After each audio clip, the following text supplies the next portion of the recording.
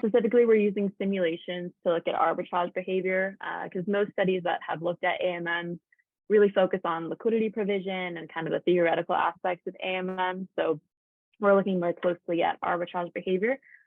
This is joint work with Kevin McCabe, Nam Dutt, and Alexander Pazurk. And I look forward to any comments or questions you guys might have.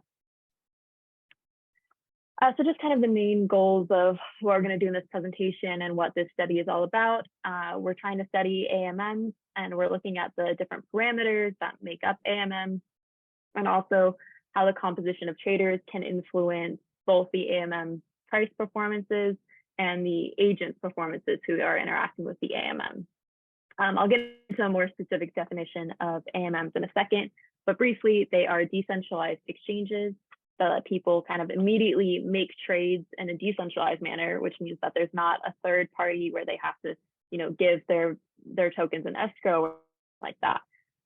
This is a use of decentralized finance, so it's using these tools so they can be recorded on blockchains.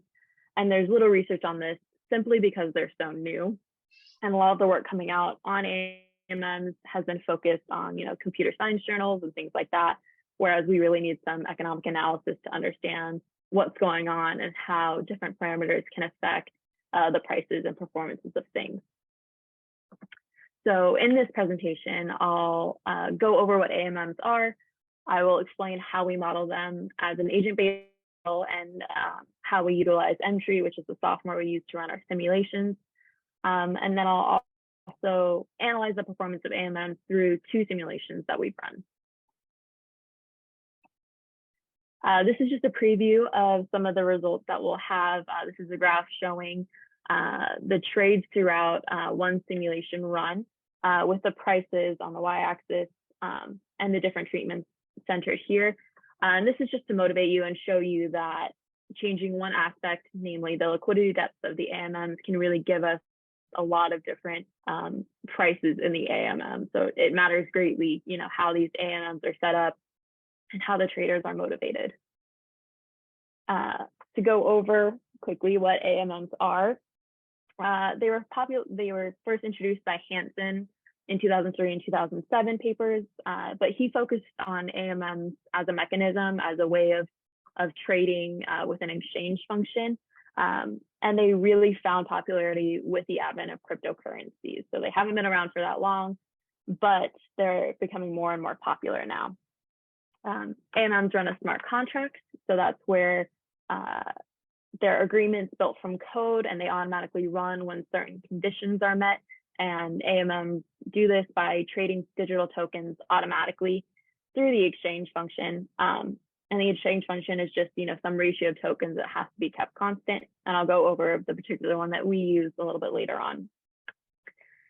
Because the exchange token is what dictates the token prices, there's no supply and demand schedule that is dictating what they are. And so we have to have these people called arbitragers who are going to be able to notice price differences either within the AMM itself or with the AMM and different markets that are trading the same tokens. And if there's a price difference, the arbitragers are going to make trades to make sure the AMM prices align to the rest of the market.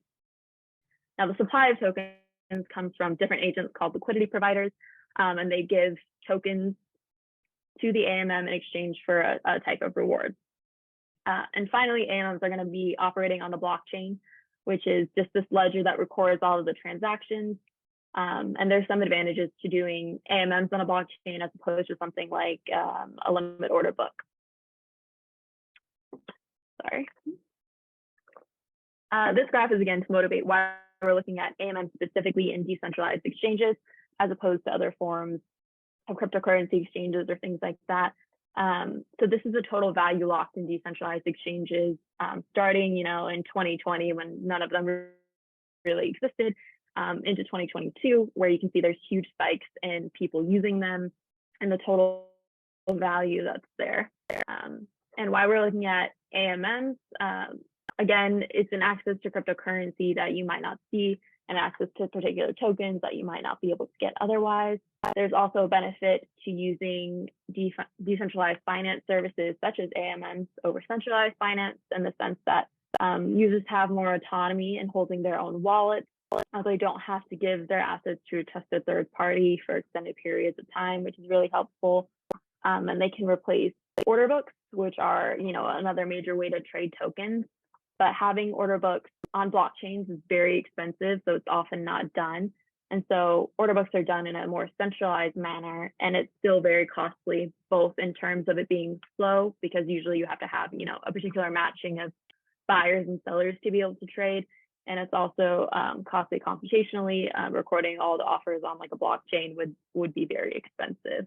The last kind of advantage of AMMs is that they can operate in thin markets. So in markets where there are only a few buyers and sellers, it could be very difficult to match them up in a way where they both agree on the prices. However, with AMMs, you solve this problem because you get a price immediately and then you can trade immediately. So there's a huge advantage to that.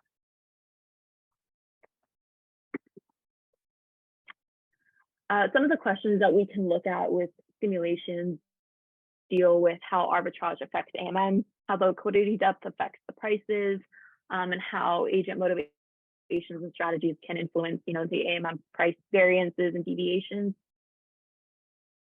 These are just a sample of the type of questions that we want to address. And the benefit of doing simulations is that we can take our base model and modify it a little bit to run as many simulations as we want and answer dozens of different questions at a time. I'm going to go through the basic AMM mechanism, kind of explaining what an AMM is a little bit more, and then how our model will simplify the GEM. So first, the AMM has 3 different actors. They can make different actions, and then they'll affect the AMM pool state. The first actor is going to be the liquidity pool creator. And this is just going to be the user that creates the AMM. They're providing liquidity in all assets to the pool state here, the reserves of the AMM. I've only included 2 tokens. AMMs can actually be more than 2 tokens. I think Balancer has up to 8 tokens that you can add in, but for simplicity's sake, I'm just going to keep it at 2. And once the liquidity pool creator has provided tokens into the AMM, no other token types are going to be able to be traded in that AMM. You would have to make a completely different AMM to trade other token types. But in providing liquidity to the AMM, the liquidity pool creator gets these liquidity shares, which is generally a proportion of the rewards that the AMM earns when people trade with them. So any fees that traders have to pay, a proportion of that goes to anyone who's provided liquidity to the AMM. Can I ask a question? Second actor. Oh yeah, of course. So this guy, the one that created the pool, the creator is setting up the K. So he's going to decide. Yeah. Okay. Yeah. So I'll get into the. For those of you who don't know what he's talking about, I'll get into what the exchange function is, but essentially the ratio of tokens has to be kept constant whenever people are making exchanges, and that the ratio is also set up by the liquidity pool creator. The liquidity provider does a similar action to the liquidity pool creator. They'll provide liquidity. They have to provide it in both of these 2 tokens that the liquidity pool creator has suggested. And they get in return these liquidity shares. They can also withdraw their liquidity at any time. They'll redeem their liquidity provider shares, they'll give them back, and then they'll gain some tokens in return. So these 2 are very similar. Finally, we have the exchange user, and this is simply, the most common type of engager with the AMM. They want to swap tokens, so they want to trade token X for token Y, or vice versa. They don't touch these liquidity shares at all. We're going to model 2 types of exchange users in our simulation, and one of those is the arbitrager, who, again, are making those trades because they see price differentials, not because they want one particular token over the other. So this is the constant K that was just mentioned. AMM prices come from the exchange function. The most common one used today is the constant product market maker. And this just means that the product of the reserves in the AMM, which I've said here is RX and RY, has to be kept to this constant K. So whenever someone is making an exchange with the AMM, they know exactly what price it is because of this function. This K is constant. However much X they want to provide, they'll get some Y in return. And ours is based on Uniswap V2, which again is a very prominent AMM that's in use today.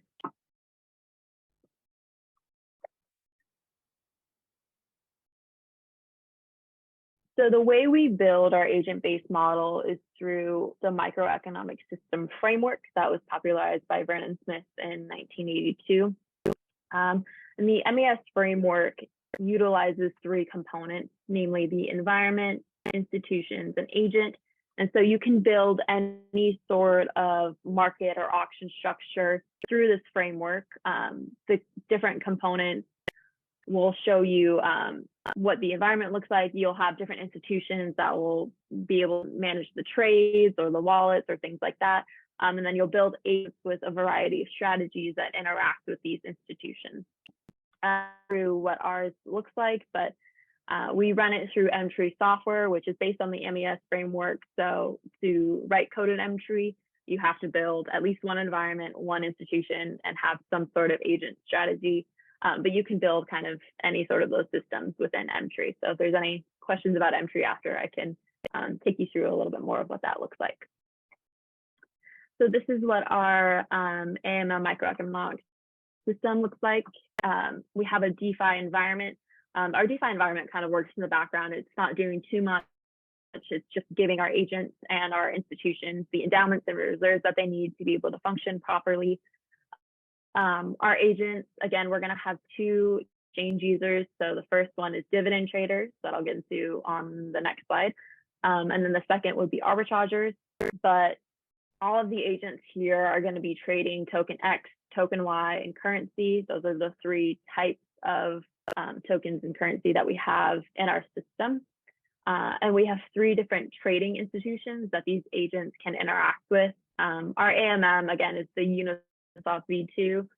It has the prices from that CPMM exchange function that I went over.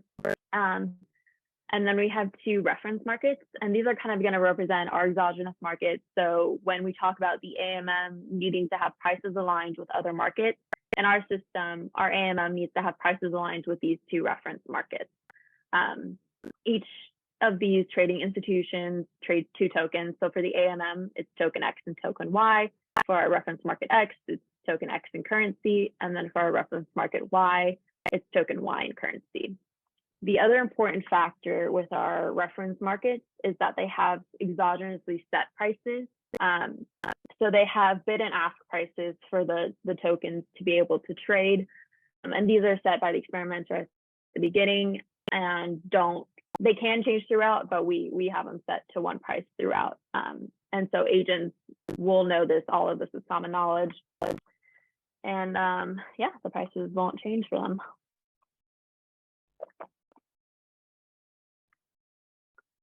All right, so to go over our dividend trader, there's no real prevailing theory about the token's intrinsic value or about cryptocurrency's intrinsic value. So it's kind of open to whoever is writing code or simulations on AMMs and other cryptocurrency trading devices, how you want to motivate trading. We have a few different ways to motivate traders to trade, but for the purposes of these two simulations, our dividend traders are only motivated in one way. We're giving them a private use of the different tokens, and it's going to incentivize them to make exchanges with the AMM. So how we do this, we have these events called dividend events. There'll be temporary rewards for either token X or token Y, and we'll give them a maximum amount of rewards that they can earn. So for our first dividend event, it'll be 30 tokens X is the maximum amount you can earn. And agents can earn one currency reward for every token of X that they have up to 30. So they could earn up to 30 currency rewards. So what these dividend traders do is that they're notified of the dividend event. They see how much they lack from the maximum, so how many tokens they need to reach that maximum. And then if they can afford it, they'll purchase tokens to reach that maximum and then receive the reward. And we do this throughout, we have, I believe, 10 dividend events in each of our treatments to continuously motivate these dividend traders to keep making trades if possible.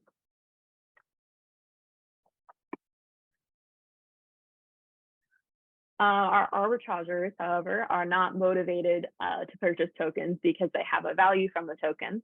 They're motivated because they see price differences between the AMM and the reference markets, and they know they can make profits based on these price differences.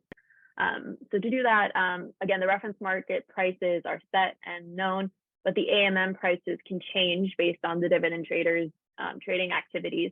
So the arbitrageurs have to check with the AMM to see what the prices are. They'll do some sort of inequality check to see if there's an arbitrage opportunity available. I have the math for that if anyone is interested, but I'm not going over it in detail today. And then if there's an arbitrage opportunity available, there's a few different strategies they can choose trading between the markets. And I'll go through that on the next slide of kind of what a sort of arbitrage strategy would look like. But the key here is that, oh yeah, go ahead. Can I ask a question? So reference markets, I can think about central exchange platform, right? Like in reality, it's like Coinbase, Binance, whatever that you. And do you have a limit supply for the arbitrage that use these markets? Okay. So we do have a limited supply. However, we've never had the reference markets be completely wiped of their supply yet. So it's not a limiting factor for them. But we could do that in our simulations and have it be a lower amount. So this is an example of what arbitrage could look like in our market. You see we have in bold the 3 different trading institutions, and on the corners, the tokens that can be traded between them. So for instance, if there was an arbitrage opportunity available, a person might have this strategy of, say, trading token Y for token X in the AMM. Then they would go over to the reference market and trade those newly acquired token X's for some amount of currency in the reference market X. And finally, they'd have to trade currency for token Y. And what they would end up with is the same amount of currency in token X that they had at the start, but they'd have more token Y than before because of the price differences across these different markets. Because this is the way we've set up arbitraging in our system, you know, they have to trade across all 3 markets. That's not true in the real world. Sometimes, you know, it's easier. You can just trade between 2 and things like that, but that's the way we have it set up here.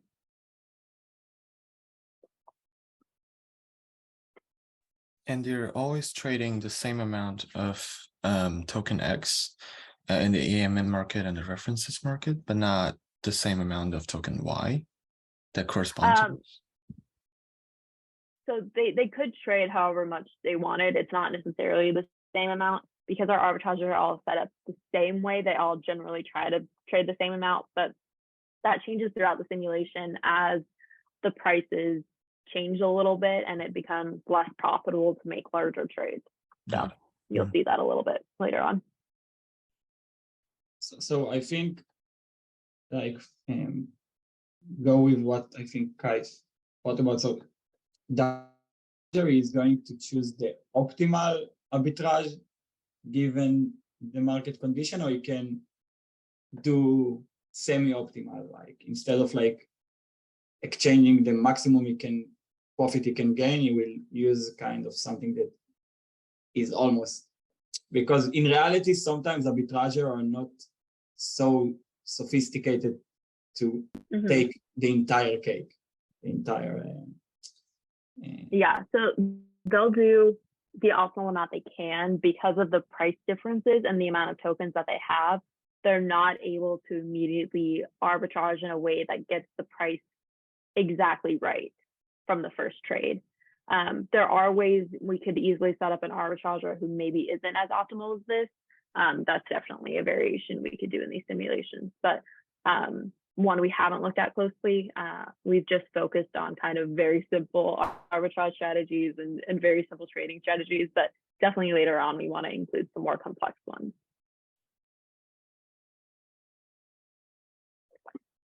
All right, so our first simulation deals with the AMM liquidity depth. This just means the supply, of X and Y tokens that are in the AMM. We'll have 2 treatment variables that we're looking at for a total of 15 treatments, and we do each treatment 10 runs throughout, so 150 total runs. Our first variable treatment that we look at is dividend events, and so these again are how the dividends are motivated. This particular set of treatments is going to be the same in both of our simulations, just so we can keep some sort of comparison between them. The token amounts listed here are the maximum reward that dividend traders can earn for each event. We have 10 total. Traders all start off, sorry, this is in the next slide, but traders all start off with 25 of each token. So for the first dividend event, which is up to 30 X tokens, they'll try to earn at least 5 more so they can hit that maximum amount. We have 3 different treatments here, X run, Y run, and balance. In the X run case, this is to simulate kind of what a run on X tokens would be. So our dividend traders are, as you can see, only motivated to buy X tokens throughout. They're not really going to touch the Y tokens at all. This is the same but opposite for the Y run treatment. Dividend traders are only motivated to earn Y tokens. And then in our balance case, we have it switching between X tokens and Y tokens for every dividend event. The numbers aren't increasing here as they are in the other treatments, because for dividend traders to be able to, earn X tokens here, they have to give up all of their Y tokens to reach that maximum amount. There's no point in increasing it because they won't be able to hit that maximum anyway based on the amount of tokens that they have.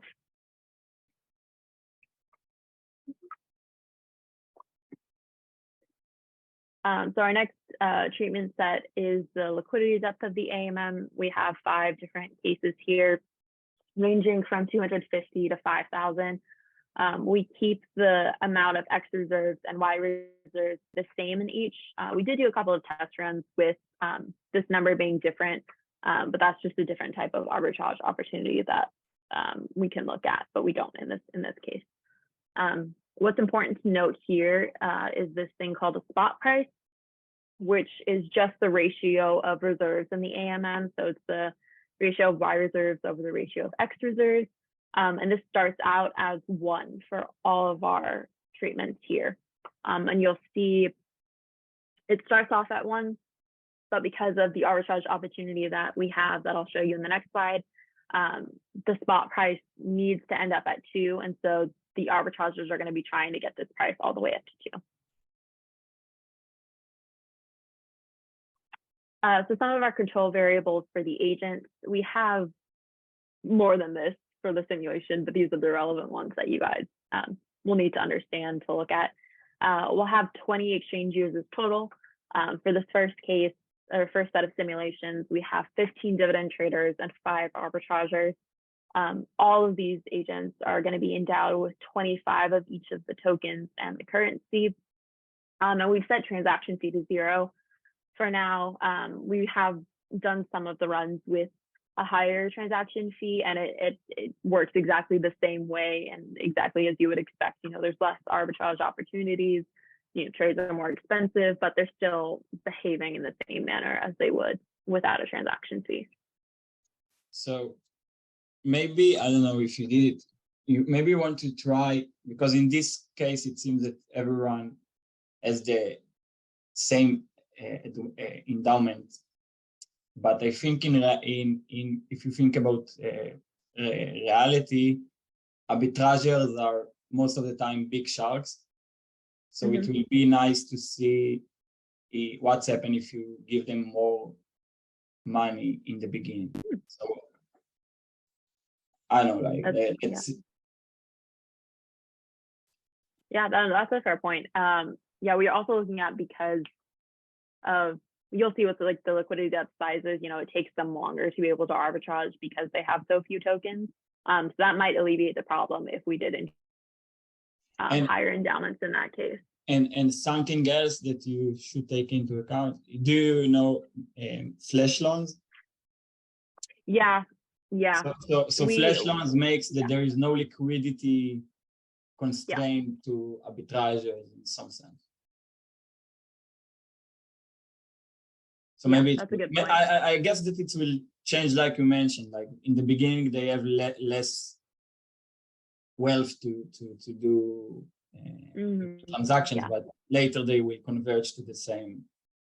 There's also another feature we potentially want to add. So right now, all of our traders, because this is a simulation, are trying to trade at the same time, but the ordering in which their trades happen is randomized through the AMM each time. So that's why our runs produce different results each time.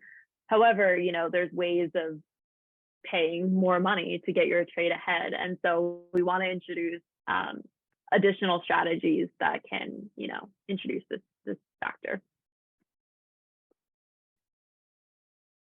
Our other control variables, so, are the reference markets. They each have 10,000 tokens. And as you mentioned, yeah, we could reduce this amount and see how that introduces additional complexity. Their bid and ask prices are different here. So in the reference market X, they're both set to 2. In reference market Y, they're both set to 1. And because of this ratio, the way that arbitrageurs figure out if there's an arbitrage opportunity available, they compare the bid and ask prices in the reference markets to the AMM spot price. And so they notice that the spot price is less than this ratio is. So they're trying to move that spot price from 1 to 2. And it works the same way if we had the spot price at 2 and it moves to 1, it's all symmetric here. So I'm going to show you 2 different graphs that have our agent performances for the first simulation. This is a really simple way to measure performance. It's just counting up all of the tokens that they have, plus their earnings, giving the same weight to all of the tokens and currency. For arbitrageurs, the dividend earnings are going to be 0 because they're not able to participate in the rewards for the dividend event. But for the dividend traders, this should be a positive amount. I'm sorry, when you say same units for token X, token Y, do you mean you converted them based on some price ratio, or like just kind of like 1 unit X token, 1 unit Y token, something like that? Yeah, the latter. So they all have the same weight. So the X tokens are the same amount worthwhile to dividend traders as Y tokens are. Okay. All right. First graph is showing you the dividend trader performances. The dividend event treatments are here at the bottom, balanced X run and Y run, and their performance is measured on the Y axis. The different colored bars are representing our other treatments, which is the AMM liquidity depth. And so what you can note here is that dividend traders generally perform well across the board, regardless of the liquidity depth. Because of the way we've incentivized them, they should be able to make profits just on all of these cases. So it's not really surprising what we see here.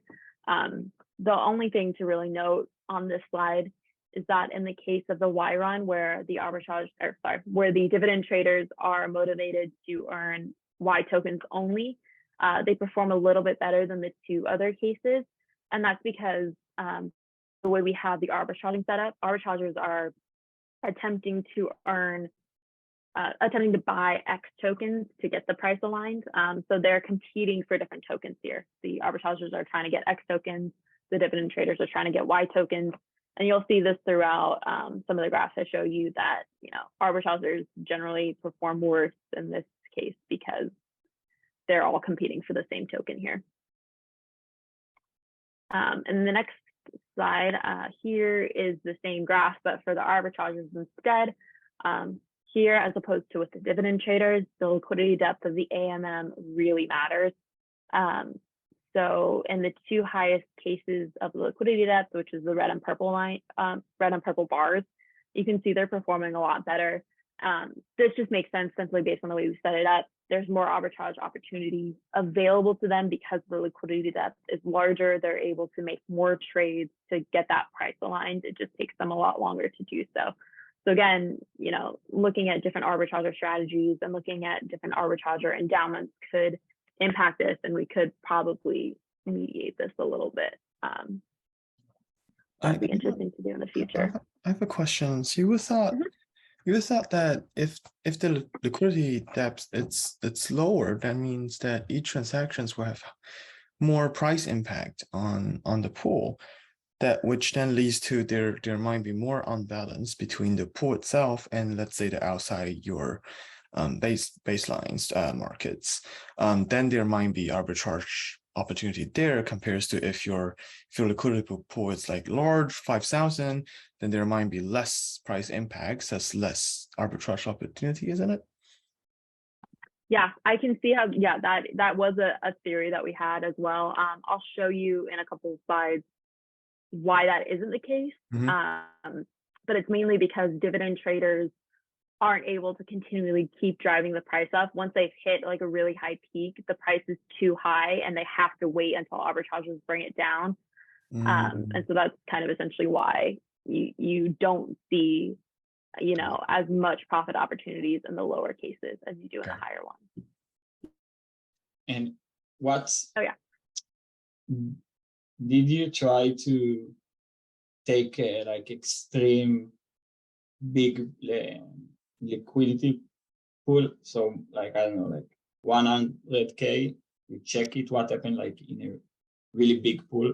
Because here I'm thinking about how it's going to look like. I have another pool with 100K or 1 million. How much it's going to, like, it's going, it seems that it's not linear. So it's going to. Yeah. We started initially with only 3 cases. I think we had 500, 1,000, and 2,500. And so we added on these 2 edge cases, and you'll see we already get kind of a linear progression. I'll show you in the AMM spot price alignment how this looks, but you get like the 2 lower liquidity treatments really acting similarly and the 2 higher ones acting really similarly in most cases. So I would expect it to be the same. Okay, cool. So again, the next kind of graphs we're looking at are the spot price alignment. Again, they all start off at this point of 1. We're trying to reach the spot price of 2, and the x-axis is just showing the trade number that you're on as we're going. The lines demonstrate the different AMM liquidity depths. The 2 lower ones, again, are the blue and the orange lines here. You get these huge price spikes. But then once they're up here, the dividend traders aren't able to continually move that price up. So arbitrageurs are able to efficiently like bring that down to what it should be. Whereas here, you get kind of a slower progression upward. So that's generally considered to be better. Like generally when designing AMMs, you want a smoother transition upward to price alignment rather than these huge price jumps. So that's just something to note here. Aside from looking at it just graphically, which you can see, we do some price variance deviation statistics. We're still working on smoothing these out and kind of getting, different methods of looking at all of this data. But for right now, we're looking at price variance, price deviation, and the local price variance average, mainly because when we look at variance sometimes, or variance and deviation, these 2 higher liquidity cases sometimes are more extreme than we would expect, but that's just because they deviate for a lot longer time than some of the other cases. So looking at local variance is to understand the smoothness of those trading interactions. So for our X-trend treatment, which is the graph I just showed you, in the lowest liquidity level treatment, the price variance and deviation and local variance are all extremely huge compared to the other cases, whereas our local variance for the highest liquidity treatment is extremely low. You'll see this trend with the other two cases that I'm going to show you in a second. So this is the Y-run dividend event treatment. In this case, this is where dividend traders are only motivated to buy the Y tokens. So you see here, the price never really goes above 2, only a little bit in the lowest liquidity treatment. And that's because the dividend traders and the arbitrageurs are competing for the different tokens. So arbitrageurs are really able to control the price a little bit more in the way that they want to. Again, you see the blue and orange lines are kind of following a similar trajectory of the spikes and valleys here, whereas the two highest treatments, the red and purple lines, again, are going a little bit more smoothly. So as I said, you can generally see like this is what we would expect if we increase or decrease the prices here.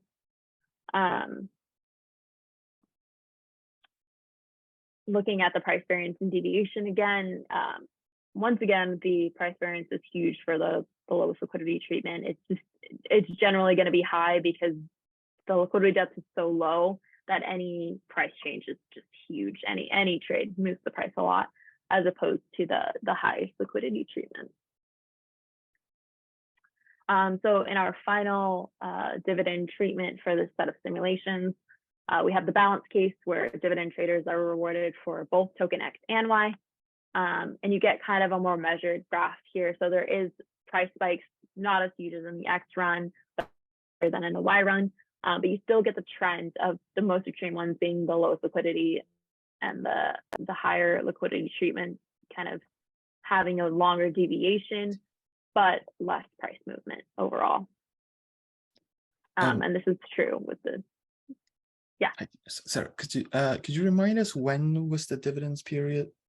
Like happening in this graph? Is it about how many trades it happens, or is it more like a specific time that do we interpret those spikes is probably when the dividends are happening? Yeah. So whenever the price kind of changes here, those are when the dividend events are going to be. Sorry. The first dividend event happens at time 0. The second one happens around here. That's why the price is dropping. Third one around here. We don't have it. I could do this.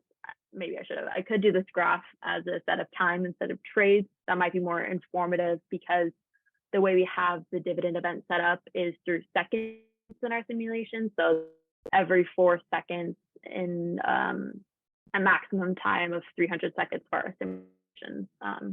So it's based on time. And then they have a certain amount of time to respond to those events and things like that. Okay, kind of just to recap a little bit of this, we see kind of what we expected. The lower liquidity treatments have larger price variance and price deviations. The higher liquidity treatments have a really low local variance average. And that's generally better for arbitrageurs to kind of engage in these higher liquidity treatments because there's more arbitrage opportunities for them. Whereas for dividend traders, it doesn't really matter. They can make profits wherever. And that's generally the case when people are trading with AMMs. They see something in a token that makes them want to buy it. And that's just kind of the agent incentives and speculation that we see in the markets today. So for our second set of simulations, we vary the number of arbitrageurs, and this is the composition of traders that are making up our market. We have the same number of treatment variables and treatments. And so the first set of treatments that we have are those same 3 dividend events that I've been talking about, the X run, Y run, and balance. But our second one is the number of arbitrageurs. So we have 5 different cases here, and all of them, our total traders is 20. And so this was the base case that we had in the first set of simulations. We had 5 arbitrageurs and 15 dividend traders. Now we vary the number of arbitrageurs from 0 to 20. Hindsight, I wish we had done more of a linear transition. I wish we had done 5, 10, and 15 arbitrageurs, but you'll still see that we get some interesting results here. But for the future, we're looking at running some with a more linear progression of arbitrageurs and dividend traders. The same results for agent performance, same way we measure it, same sort of graph.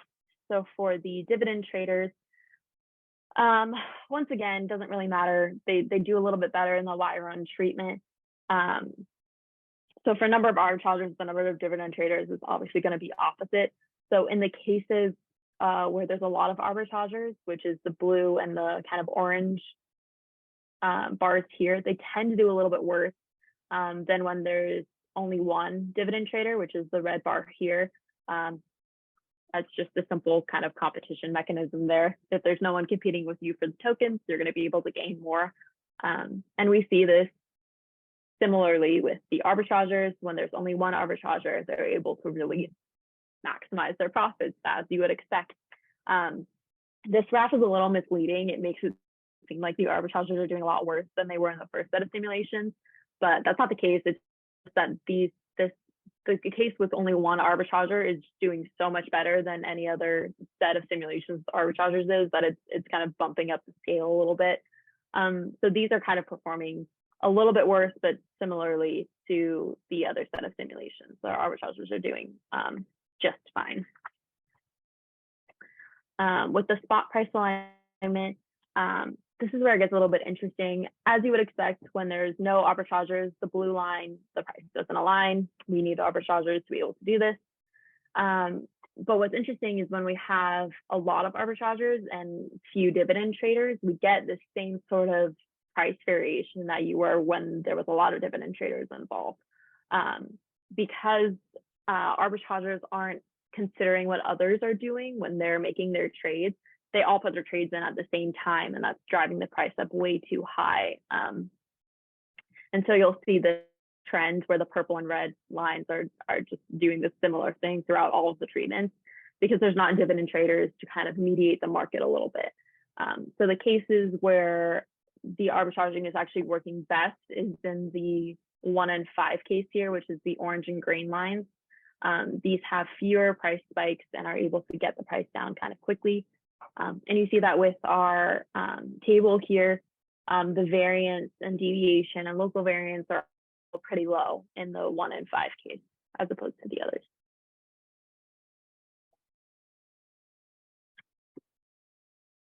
This is going to be similar across all of our dividend events. So this is the Y run, where any dividend traders that we have are motivated to buy the Y tokens. Different than in our first set, where there was hardly any prices above 2 here. The arbitrageurs, because there's no dividend traders, are again just moving the price up way too high.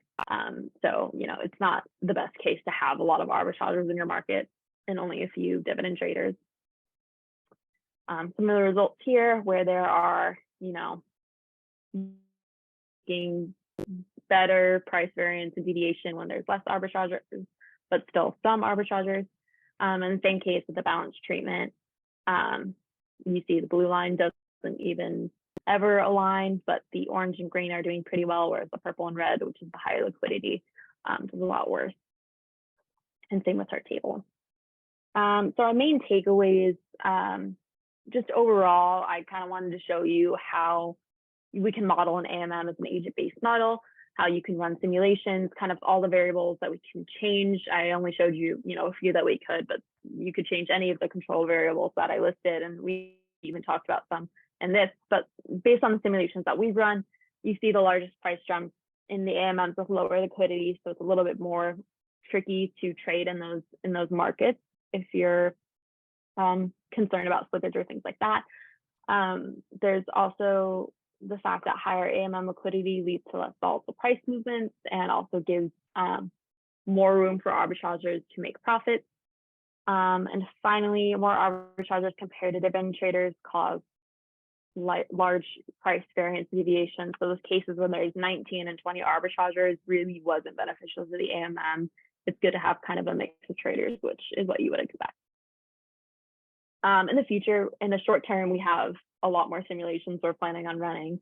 We also want to modify our codes to add liquidity providers as explicit agents, just so we can generate a more realistic view of what AMMs are. In the further future, we would like to compare AMMs to double auction and other trading mechanisms to kind of make this work a little bit more accessible to other economists who are interested in other types of markets, and kind of explain why this could be advantageous to look at or study or have. And finally, we want to compare our current AMM, which is Uniswap v2, to potentially Uniswap v3, and some other different types of AMMs, modifying kind of the exchange functions that we're looking at and other comparisons. In the long term, we're working with a company called Agoric that has their own blockchain and tokens, and we're working on incorporating our entry system with theirs so that we can run human experiments to kind of understand what's going on a little bit more and confirm the results that we're finding here. So these are some of the references I mentioned. If anyone is curious, I can send this out. The working paper I just submitted to SSR, and so it will be publicly available. I'll send it along to Kite when it's officially been accepted there. So, yeah, thank you. Thank you. Any questions from the audience?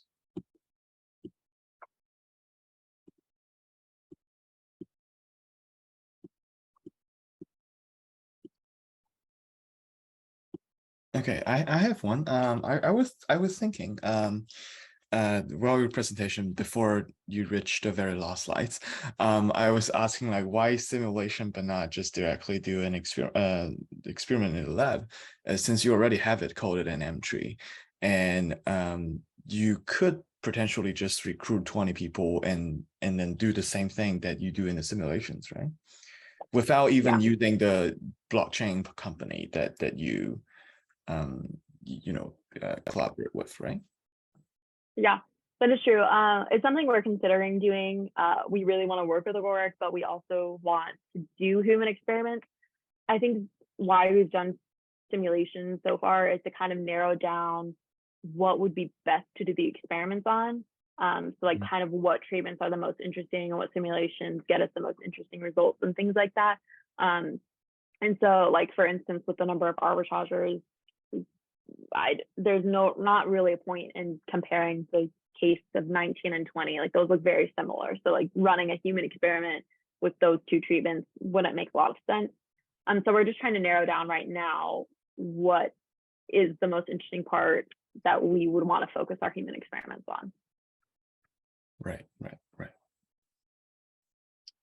Yeah, but I think what is interesting is that even that we think about it, that the pricing rule is really simple because it's X multiplied by Y equal to K.